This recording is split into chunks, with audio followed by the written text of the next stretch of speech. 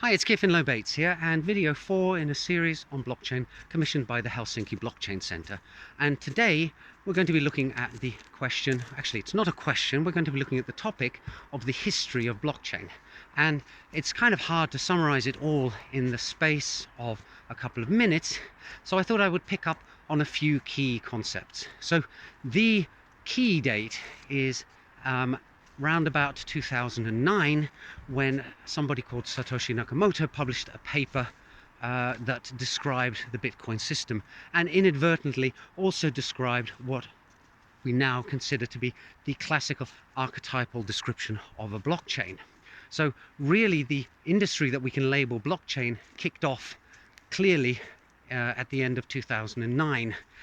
However, there is of course a whole load of history that came beforehand, because you can't have a blockchain without certain things such as public key cryptography, without cryptographic hash functions. You can't have blockchain without computers or the internet. You can't have blockchains without peer-to-peer systems. So, as is the case with all human inventions, blockchain is built on lots and lots of building blocks that were developed over a long period of time. And we've seen a lot of change, however, in the last 10 years, in that more and more blockchain platforms have been put out there, serving all sorts of different purposes.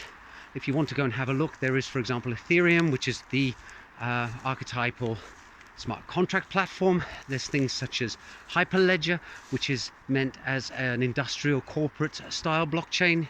You have something called Corda, which is aiming to target more towards the finance sector.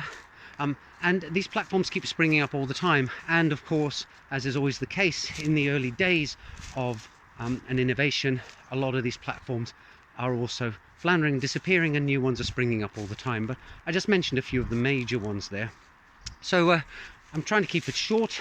Really, you could spend an hour quite happily talking about the history of blockchain, and maybe someone should make a documentary about it one day soon. But that's it for today. Hope you're finding it interesting, and see you in the next video soon. Bye for now.